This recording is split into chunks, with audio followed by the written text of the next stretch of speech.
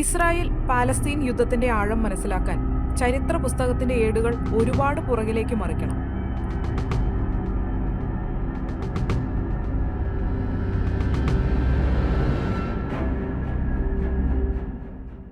എന്നാൽ ഇപ്പോൾ പത്രത്താളുകളിൽ നിറഞ്ഞു നിൽക്കുന്ന ഇസ്രായേൽ ഹമാസ് പ്രശ്നങ്ങൾ ആരംഭിക്കുന്നത് കൃത്യം 1 വർഷം മുമ്പാണ്. 2023 ഒക്ടോബർ 7 തെക്കൻ ഇസ്രായേലിൽ ഹമാസിന്റെ ആക്രമണം അതിന്റെ തന്ത്രത്തിലും രഹസ്യാത്മകതയിലും ഇസ്രായേലിനെ മാത്രമല്ല ലോകത്തെ മുഴുവൻ ഞെട്ടിച്ചു എന്ന് നിസ്സംശയം പറയാം.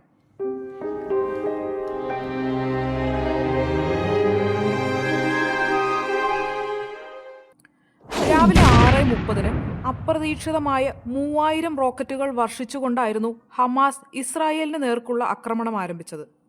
തദ്ദേശീയമായി വികസിപ്പിച്ച മിസൈലുകളും ഇറാൻ നിർമ്മിത റോക്കറ്റുകളുമെല്ലാം ഇതിലുൾപ്പെടും. ഇസ്രായേലിന്റെ വിശ്വപ്രസിദ്ധമായ അയൺ ഡോം ഉൾപ്പെടെയുള്ള വ്യോമാക്രമണ പ്രതിരോധ സംവിധാനങ്ങൾക്ക് തടയാവുന്നതിലും അപ്പുറമായിരുന്നു ഗസയിൽ നിന്നുള്ള റോക്കറ്റ് വർഷം.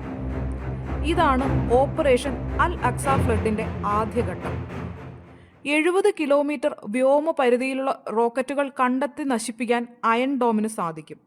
എന്നാൽ ചുരുങ്ങിയ സമയം കൊണ്ട് ഒരുപാട് റോക്കറ്റുകൾ ഫലപ്രദമായി പ്രതിരോധിക്കുന്നതിൽ അയൺ ഡോം സംവിധാനം പരാജയപ്പെട്ടു എന്ന് ഒരു സംശയവും നമുക്കില്ല.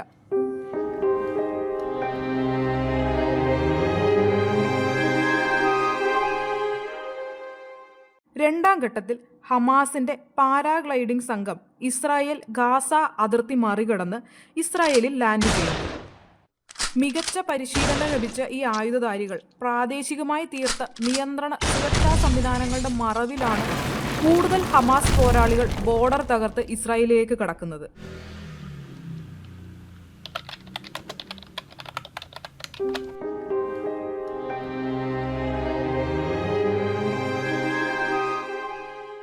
രാവിലെ 7:30 ഇസ്രായേൽ ഗാസ അതിർത്തിയിലെ സുപ്രധാന കെരേം ഷാലോം എന്ന ക്രോസിംഗ് പോയിന്റ് ഹമാസ് പോരാളികൾ തകർത്തു.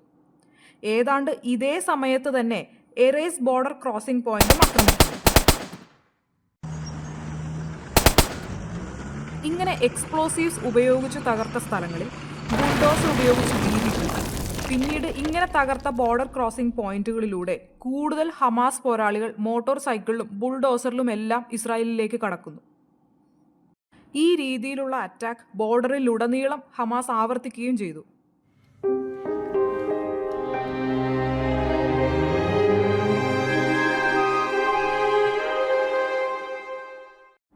ഹമാസിന്റെ കമാൻഡർ യൂണിറ്റ് ഇസ്രായേലി സൈനിക താവളങ്ങൾ ആക്രമിക്കുകയും കമ്മ്യൂണിക്കേഷൻ സംവിധാനങ്ങൾ താൽക്കാലികമായി തകർക്കുകയും ചെയ്തു.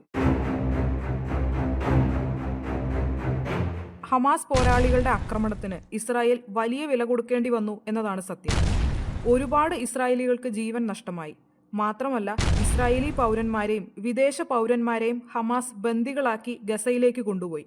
ഈ ബന്ദികളെ കരുവാക്കി ഭാവിയിൽ ഇസ്രായേലുമായി നെഗോസിയേഷൻസ് നടത്തുക എന്നതായിരുന്നു ഹമാസിന്റെ ഉദ്ദേശം.